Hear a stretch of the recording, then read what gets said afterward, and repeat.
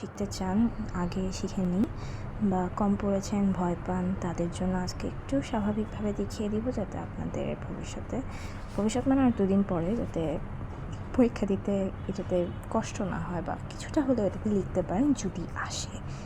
এখন তো শিওরলি বলতে পারছি না যে এটা আসবে কি আসবে না, তবে যদি আসে তবে অবশ্যই আপনি এটা দিতে পারবেন, সম্ভাবনা বেশি, কারণ এটাতে আমরা অনেক আশা ভরসা রেখেছি। প্রথমে শুরু করব রাইবোলোজ 1,5 বিস ফসফেট দিয়ে, কারণ এটা হচ্ছে আমাদের কেলভিন চক্রের প্রথম উপাদান। তাই আমি লিখে নিই রাইবোলোজ 1,5 বিস ফসফেট।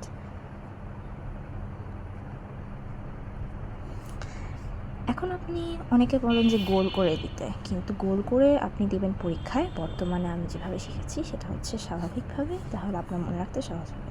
তাই সোজা একটা দাগ দিব, আমরা এভাবে করে লিখে যাব, যতটা পারি সব কিছু সোজা লিখবো, ঠিক আছে? তারপর লিখবো অস্থায়ী কিটো অ্যাসিড।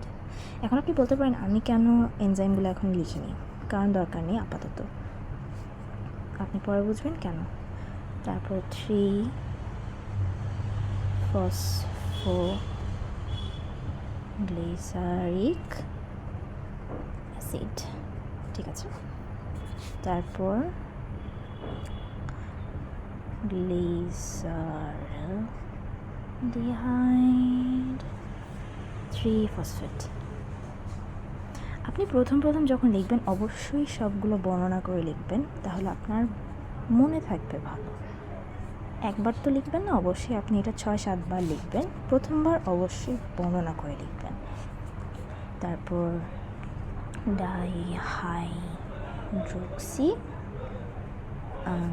ডাইহাইড্রক্সি অ্যাসিটন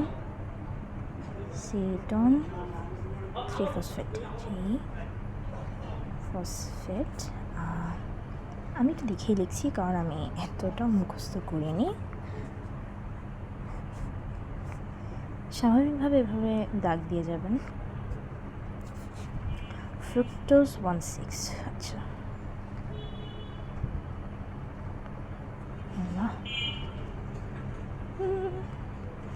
ফ্রুক্টোজ 1,6 বিস ফসফেট। ফ্রুক্টোজ 1,6 বিস ফসফেট, আমার হাতে লেখা অবশ্যই মাইন্ড করবেন না।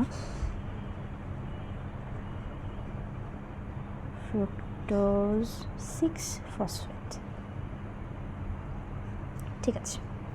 এই পর্যন্ত আপনি অবশ্যই পারবেন, এতটুকু একটা সোজা লাইনে আমি লিখে নিয়েছি। এবার এখান থেকে শুরু, এখান থেকে আগে একটা সোজা দিব, তারপর একটা বাঁকা দিব।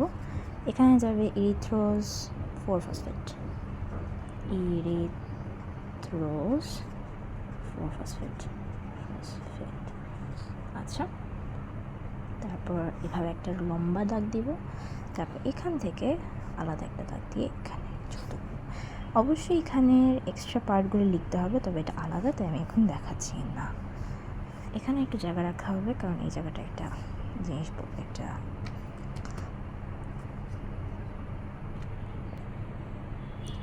আচ্ছা, এই জায়গাটা একটা এনজাইম বসে, অবশ্যই এই জায়গাটা একটু স্থান রাখতে হবে। তারপর আমরা চাই জাইলুলোজ 5-ফসফেট,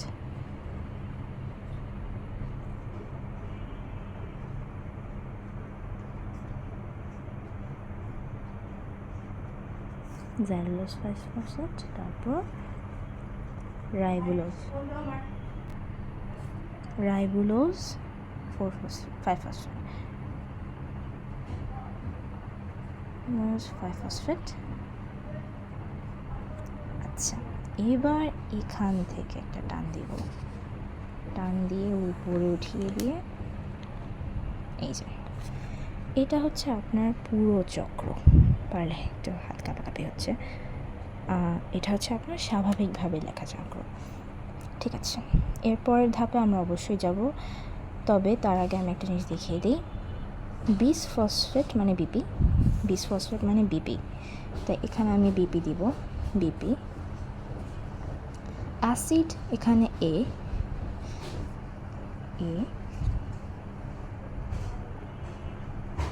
কিছু একটা মিস করেছি,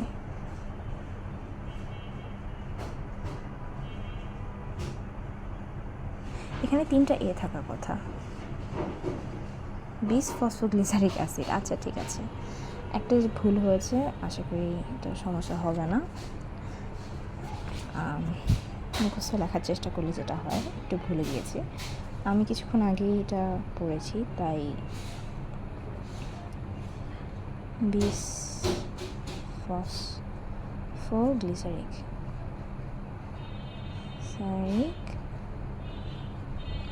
অ্যাসিড, এটা এ, ঠিক আছে, 3টা এ। তারপর এটা এখানে যুক্ত করে দেবেন।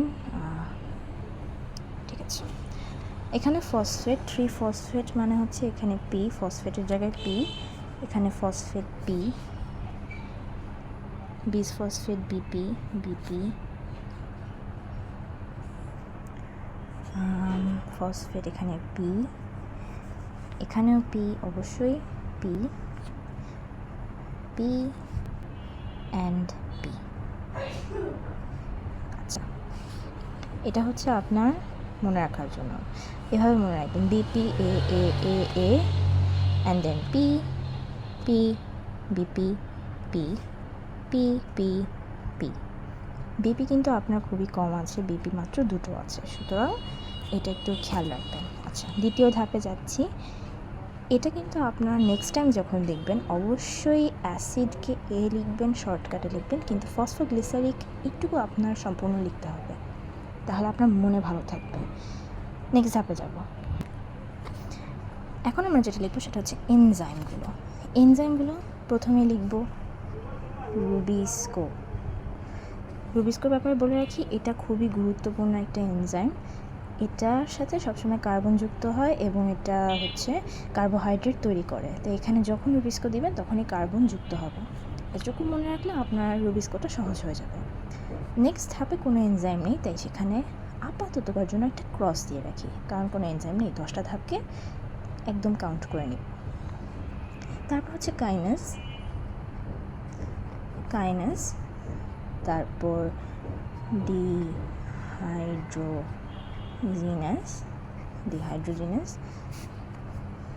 ডিহাইড্রোজিনাসটা অবশ্যই হচ্ছে হাইড্রোজেন হচ্ছে আলাদা করে দেয়, তো এটা একটু মাথায় রাখবেন। ডিহাইড্রোজিনাস মানে জাস্ট হাইড্রোজেন আলাদা হয়ে যাওয়া বা পানির থেকে হাইড্রোজেন অপসারণ, এরকম একটা বিষয়।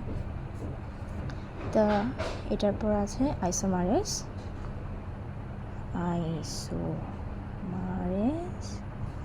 তারপর অ্যালডোলেস,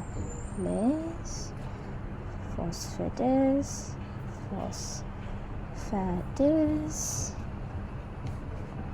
অ্যান্ড দেন হচ্ছে ট্রান্সকিটোলেস। দুঃখিত, ট্রান্সকিটোলেস অ্যান্ড দেন আছে ইরিথ্রেস,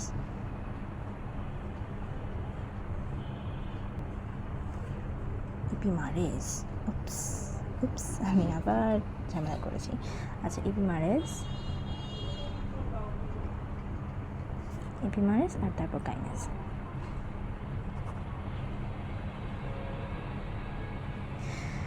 আচ্ছা, এবার গুনি, 1 2 3 4 5 6 7 8 9 10, 10টা ধাপ হয়ে গেছে।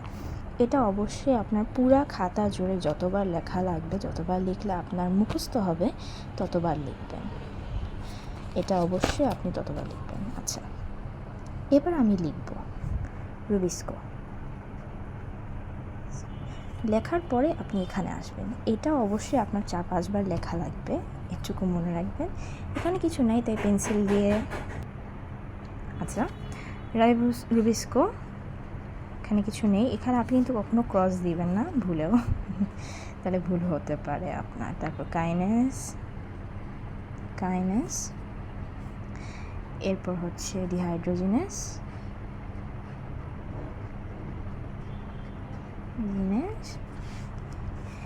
এরপর হচ্ছে আইসোমারেজ। আমার একটু চিপা হয়ে যাচ্ছে, আপনারা একটু সুন্দর করে লিখবেন এবং হাতের লেখা আপনাদের অবশ্যই আরও সুন্দর হবে এবং ছোট করে লিখবেন, একটু চেষ্টা করবেন। তারপর অ্যালডোলেস, indolase, phosphatase,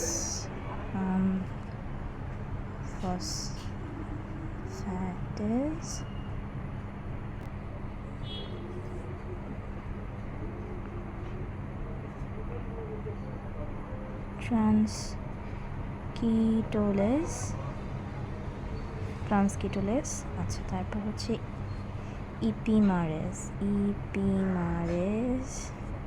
and then kinase. আচ্ছা, দ্বিতীয় ধাপ যখন আপনার শেষ হবে তখন আপনি এভাবে করে যতগুলোতে আপনি এরকম একটা ছক করেছেন ততগুলোতে এভাবে করে লিখে যাবেন, তাহলে আপনার সহজে মনে থাকবে। আচ্ছা, আপনারা অবশ্যই নতুন একটা পেজ নেবেন, কারণ আপনাদের এই পেজে এগুলা এনজাইমের নাম লিখতে লিখতে ভরে যাবে। এখন এটা অবশ্যই করার দরকার নেই, কারণ এটা খুবই সহজ। তবে তাও যদি আপনার কঠিন লাগে অবশ্যই আপনি এটা লিখবেন এভাবে। তা শুরু করি রুবি স্কোর এখান থেকে, এটাও ধাপে ধাপে করবেন। CO2 প্লাস, এটা যুক্ত হয়েছে তাই, তেমনই H2O প্লাস। তারপর ধাপে কি আছে কিছু ATP to ADP and then কিছু আছে, হ্যাঁ, NADPH প্লাস হাইড্রোজেন আয়ন থেকে এটা হবে NADP প্লাস PI, এটা হচ্ছে পটাশিয়াম আয়ন। তারপর কিছু নেই। তারপর আছে হচ্ছে H2O প্লাস আর ফসফেট আয়ন মাইনাস, এটাই হচ্ছে একমাত্র মাইনাস, ফসফেট আয়নটা মাইনাস হবে। অ্যান্ড তারপর এটা আর কিছু নেই। তারপর হবে ATP টু ADP, এটা হচ্ছে 10টা ধাপ, 1 2 3 4 5 6 7 8 9 10, ঠিক আছে। এখন আবার আগের মতো এখানে যাবেন, গিয়ে প্রথমে লিখবেন CO2 পয়েন্ট দিয়ে দেখিয়ে দিবেন, H2O যোগ করে দিবেন। তারপর এখানে আছে হচ্ছে কি জানি, একটা মিনিট, আচ্ছা, ATP টু ADP, আমি এখানে একটু চিপা হয়ে গেছে, আপনি একটু সুন্দর করে লিখবেন। ডিহাইড্রোজেনেসে এখানে আছে, কীভাবে লিখবো, এখান থেকে লিখি একটু, আচ্ছা, NADPH plus H plus NADP plus PI, ওকে। তারপর আর কিছু নেই এখানে, আইসোমারেজে কিছু নেই, অ্যালডোলেজে কিছু নেই, ফসফেটেজ আছে হচ্ছে H2O প্লাস আর ফসফেট আয়ন মাইনাস। তারপর ট্রান্সকিটোলেজে কিছু নেই, রাইবোলোজেন এখানে, কাইনেজে আছে ATP টু ADP। এটা হচ্ছে আপনাদের ফাইনাল আউটলুক। এখন এখানে RUBP পুনরুৎপাদন বা কার্বন যোগ, ফসফেট ও হাইড্রোজেন যোগ যেটাই থাকুক আপনাদের সমস্যা হবে না, কারণ আপনারা এক ধাপে করে যাবেন। যদি সম্ভব হয় তখন এখানে 1 2 3 4 দিয়ে ধাপগুলো বলে দেবেন। এটা সবসময় তীর চিহ্ন এখানে ধাপ হবে, কখনো এখানে ধাপ হবে না। আর অবশ্যই এভাবে করে একটা আলাদা করে লিখবেন, যদি আপনার প্রয়োজন হয় এটাও লিখবেন। ধন্যবাদ, আশা করি আপনারা বুঝতে পেরেছেন। সবার জন্য দোয়া করি এবং আপনারা আমার জন্য দোয়া করবেন। আমিও আপনাদের মতো HSC 26 পরীক্ষার্থী, ভবিষ্যতে যারা পরীক্ষা দিবেন তাদের জন্যও দোয়া করি। ভালো থাকবেন। এটা আমার প্রথম ভিডিও, তা একটু নার্ভাস ছিলাম। থ্যাংক ইউ, আসসালামু আলাইকুম।